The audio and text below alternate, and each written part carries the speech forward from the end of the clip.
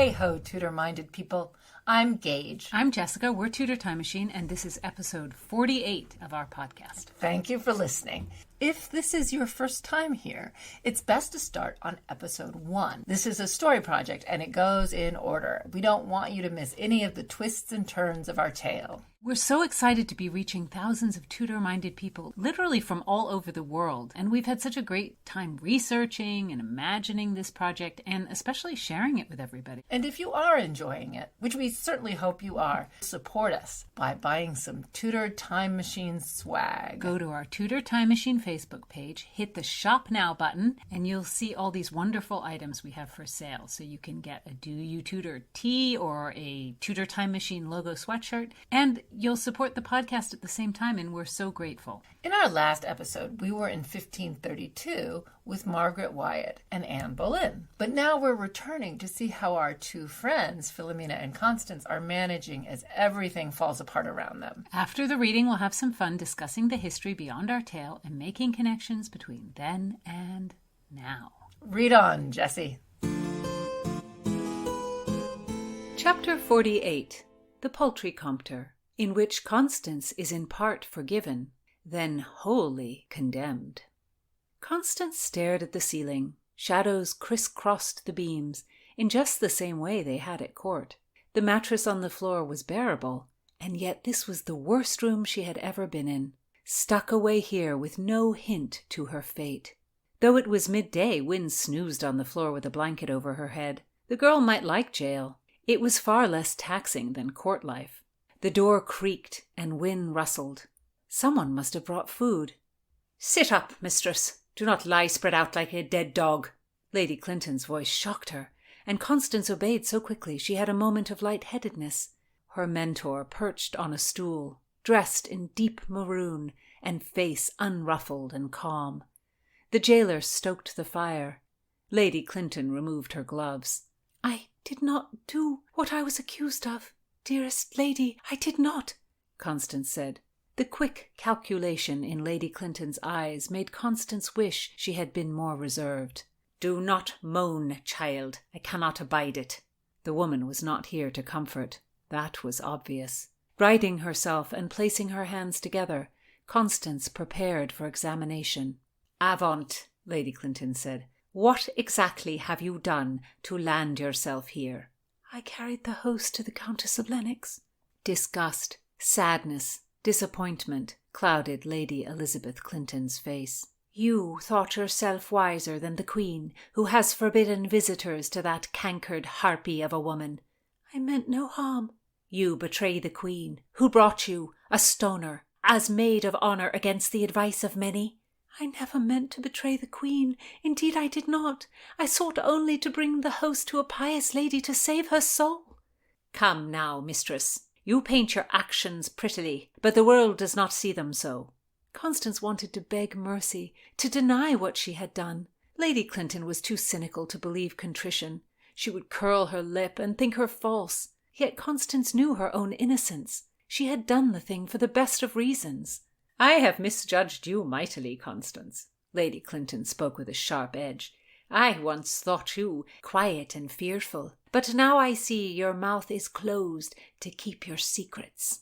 The words stung Constance more than the insult. She did not like to be seen through. She did not like her actions to be considered. "Madam, I never desired to be so. I only sought to fit in, and to do my best." "'Tis so? Then you have failed with great vengeance." "I have failed, but as impoverished as I stand, on my oath I sought to do right." "You are a bold chit to devise such an enterprise. And what gain had you from this? A dress? A jewel?" Constance flushed. What an affront! The deed was done for cash or position? "I am not that you think I am, Lady Clinton." Constance could not halt the anger as it crept into her voice. "For money? Do you think me so low? I am of a faith you disapprove, but it is mine nevertheless, and I did go to her for her soul, and I was the person who should do it." "Why? Who compelled you?"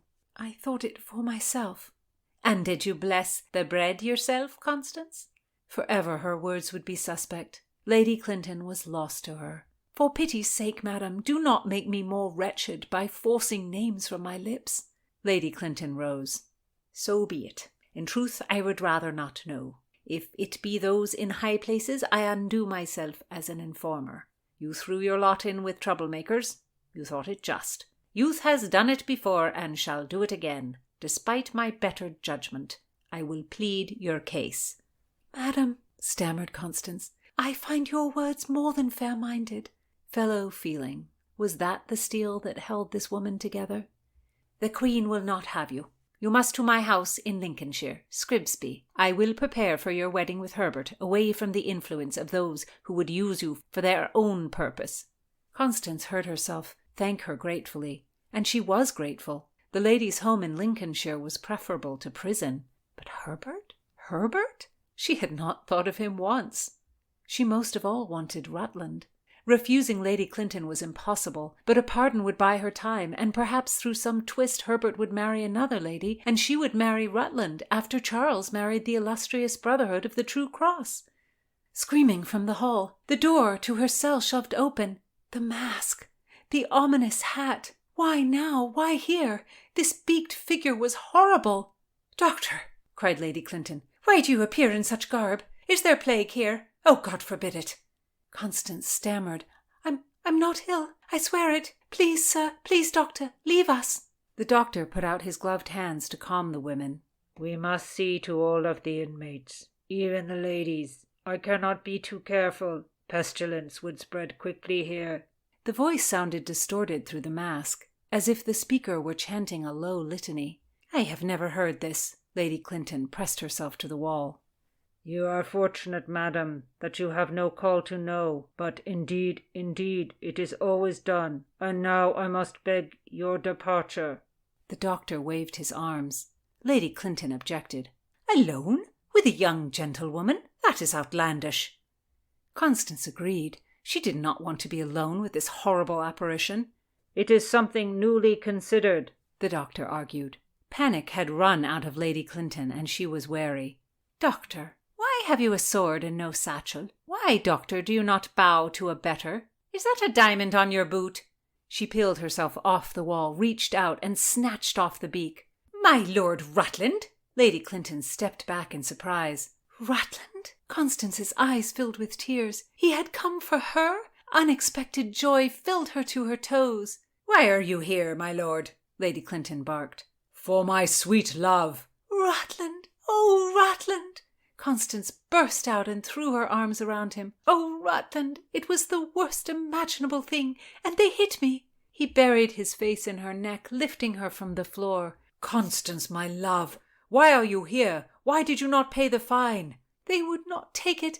I cannot tell you what has happened to me." "Put her down," commanded Lady Clinton. "Nay, I cannot." "Oh, Rutland!" Constance cried. "Oh, absurd ass!" admonished Lady Clinton. "Put her down, or I will call the guards." Rutland was undaunted. "She is my lute, my fairy queen." "You know nothing, nothing, only the force of your own want," Lady Clinton said. "I have gone to great lengths to be with Constance, my lady," Rutland challenged.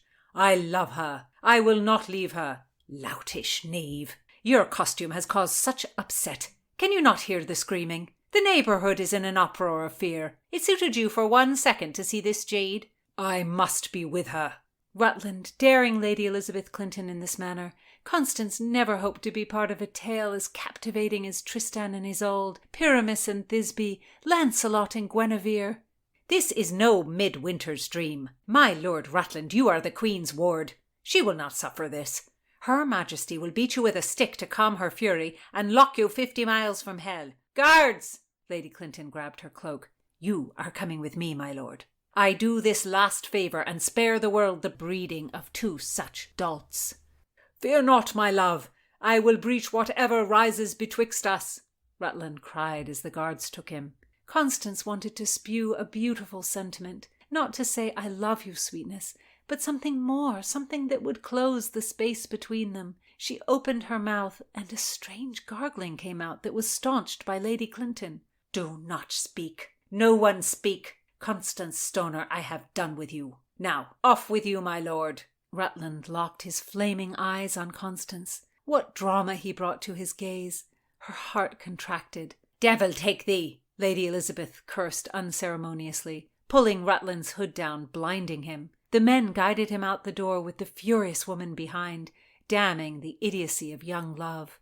Rutland, Rutland, Constance thought. How charming he was as he stumbled out. His earnestness, so endearing. And when it was tied up in a kiss, blinding. He would find a way. Her Majesty loved him as everyone did. All would be well.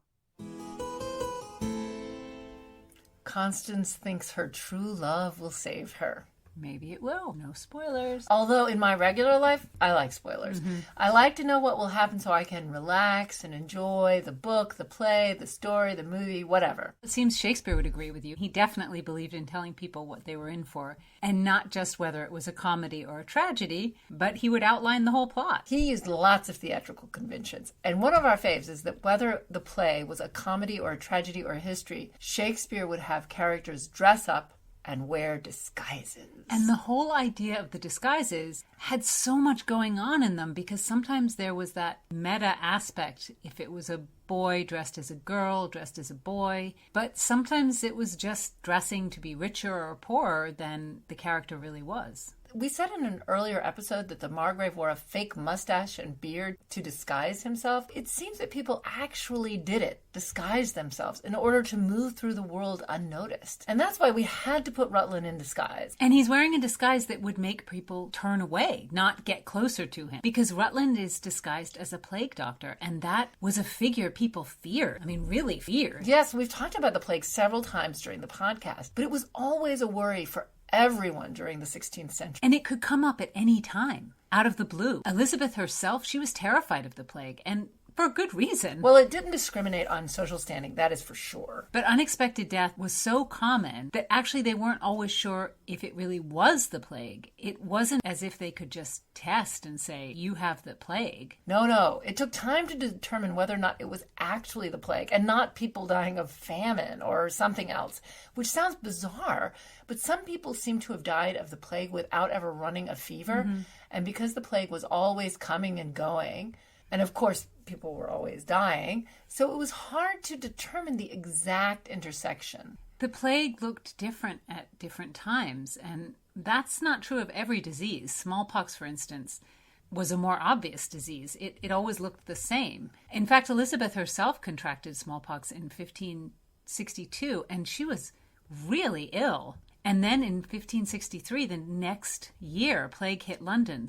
That's a lot of deadly disease, and Elizabeth herself could have died. She was probably feeling very mortal since she had just spent months in the sickbed. The plague outbreak in 1563, it seems to have killed the highest percentage of Londoners of all the outbreaks, somewhere between a quarter and a third of the city's entire population. Can you imagine? I mean, it must have been terrifying. I mean, the grief, the illness, the uncertainty. In 1563, by mid-August, more than 1,000 people were dying per week. And that sounds like a lot, but it was even more when you think about the actual population of London at the time.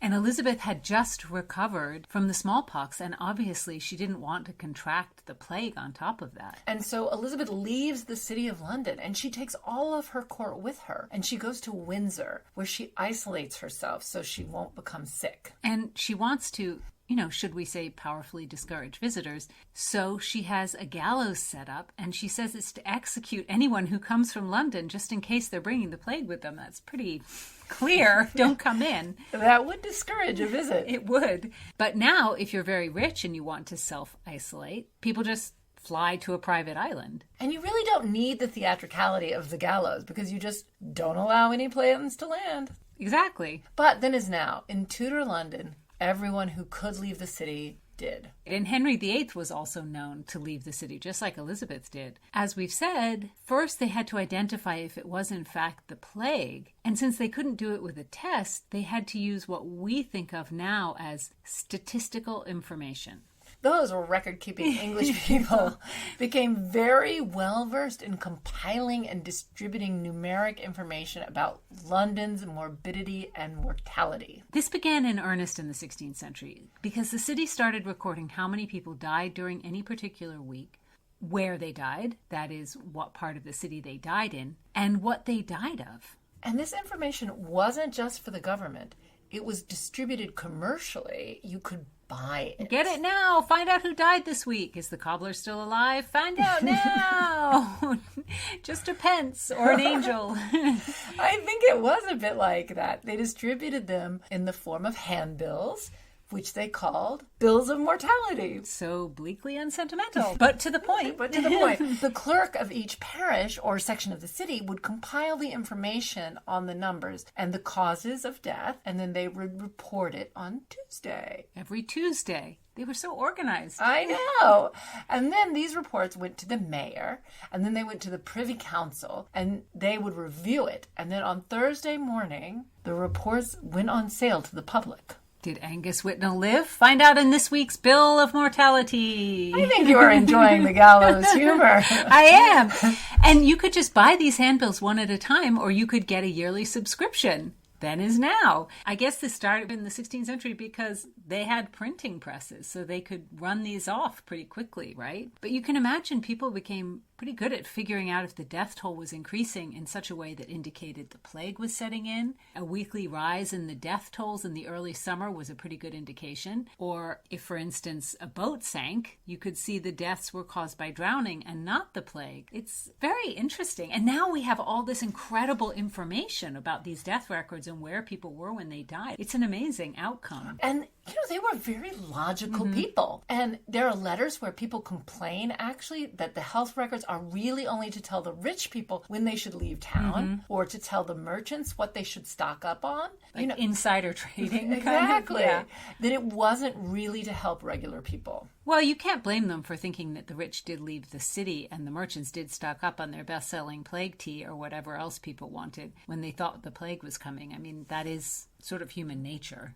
And then at the end of every year, they would print a kind of commemorative death bill that would state how many people died during the entire year. And they would have a cross or a prayer on something. It was more ornate. It was a special edition. And then people would save them. Some magazines do that sort of thing now, like an obituary. But it's not the same because this was so general, right? I mean, it was everybody who had died. Well, that's true, but it's more like year in review. Yeah. If you had someone you cared about die during that year, you would definitely buy one to keep. But if a regular person couldn't leave town, they didn't just give up and say, maybe the plague will get me and maybe it won't. As we've said, how-to manuals were incredibly popular during the Elizabethan age. So, of course, they had how-to manuals about how to deal with the plague. And there were also official plague orders from the government. We sort of imagine all these things are modern, but clearly not. I mean, this has been going on for hundreds and hundreds of years. And the plague orders have everything that we're familiar with.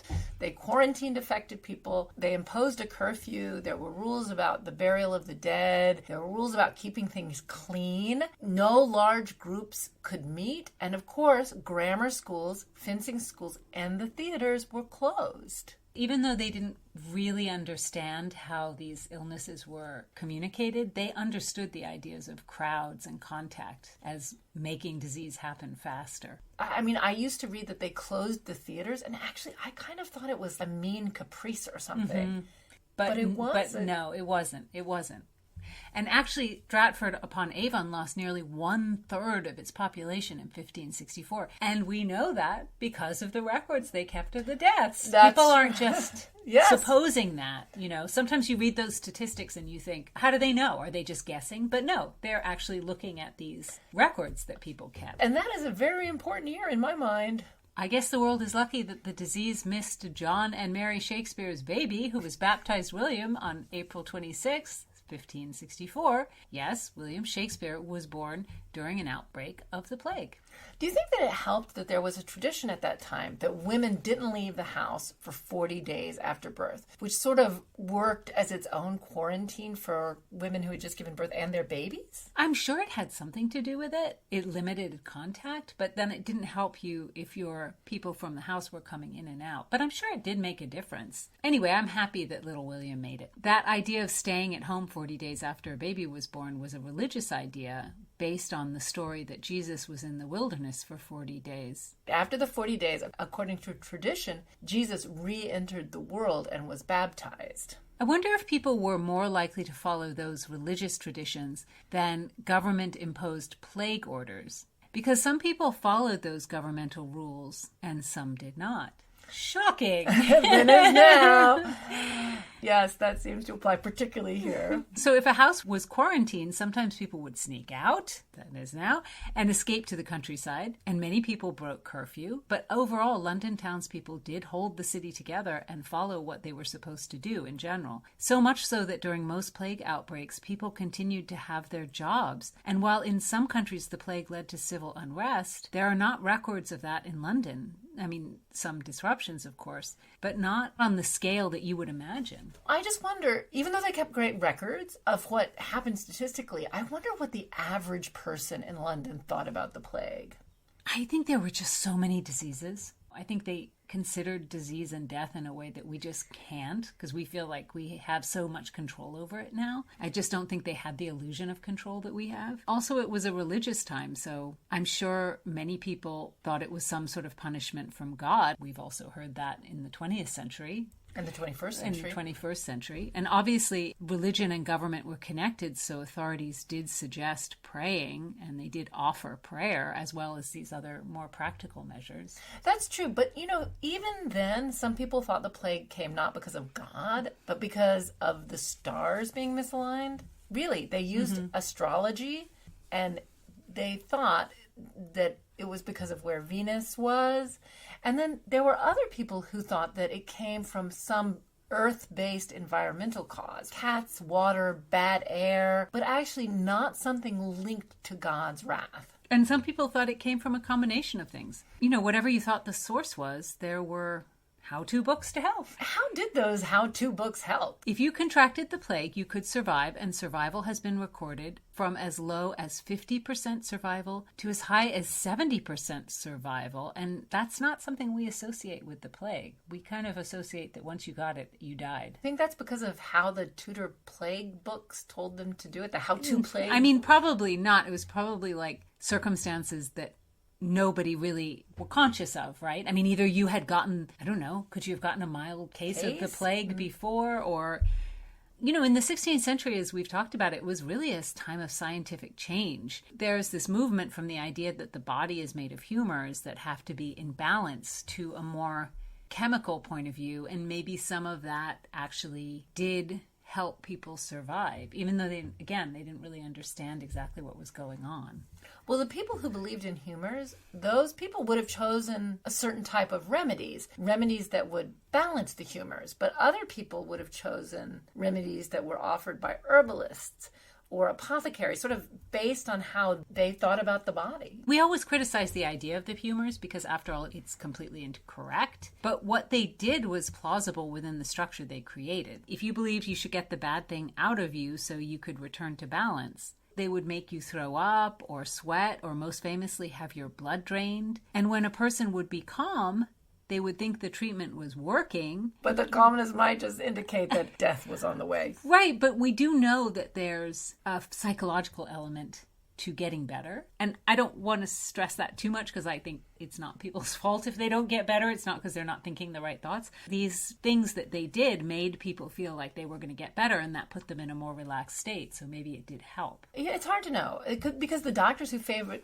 chemicals would give sulfur, and I don't think that affected the disease. It might have been more successful than making people throw up, but I don't know. And then some people, because they thought the plague was airborne, they would try to disturb the air or turn back the bad air, and they would do that by shooting off their weapons in front of their houses. I mean, that didn't work, but you can sort of see how they came to that conclusion, and maybe shooting off your weapon in front of your house just released stress. You thought you had done something to make it better. But thinking you've done something is meaningful. I mean, I guess that's what I'm saying. There is an element of that, right? I think it made people feel better if it came from a how-to book. Mm-hmm. People believe in things that are written in books. And of course, there was also diet advice. What to eat or what not to eat. And if you ate this, you were more resistant to the plague. don't eat beets, for instance. But I love beets. In the 16th century, they thought beets were no good for fighting off plague. I can't accept that beets were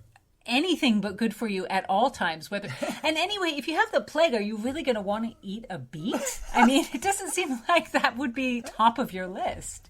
It's just an idea they had. I'm defending beets, but sometimes it seems amazing how many people did survive. And especially because at this time there was such a wide variety of approaches to dealing with the disease. And this whole conversation makes me slightly nervous about how much we think we're determining why some people get better from disease and why they don't.